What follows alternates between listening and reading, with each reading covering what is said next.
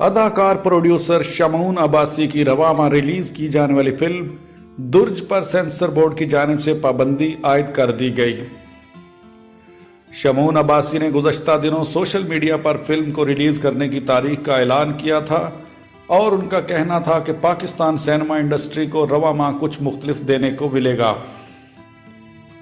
अदाकारों producer Shamoon Abbasi की तजस्सुस खेज film दुर्ज को रवां साल 11 अक्टूबर को दुनिया भर में जबकि 18 अक्टूबर को पाकिस्तान में नुमाइश के लिए पेश किया जाना था और फिल्म को आलमी कांस फिल्म फेस्टिवल में भी पेश किया जाना था।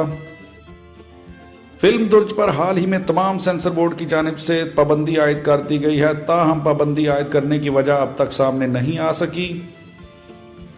फिल्म दुर्ज के हवाले से अदाकार का कहना था कि बहुत सारे अदाकारों ने इस फिल्म को बनाने के अमल के दौरान छोड़ दिया था। कुछ में इतनी हिम्मत नहीं थी कि पहाड़ों पर सख्त धूप में अक्सबंदी कर सकें, जबकि कुछ लोग इस फिल्म पर यकीन ही नहीं करते थे।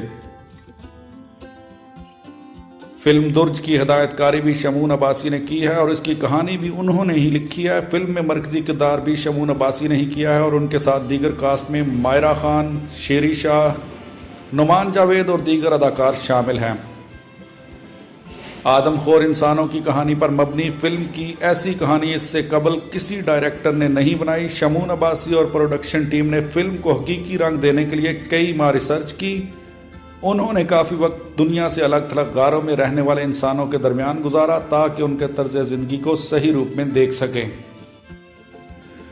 फिल्म के ट्रेलर को अब तक यूट्यूब और सोशल मीडिया पर लाखों अफराद देख चुके हैं, जबकि मद्दाहों को फिल्म की रिलीज का बेसब्री से इंतजार है।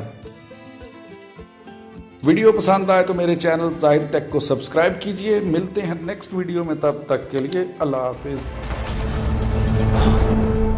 ताजा लाश है इसलिए खोद रहा हूं।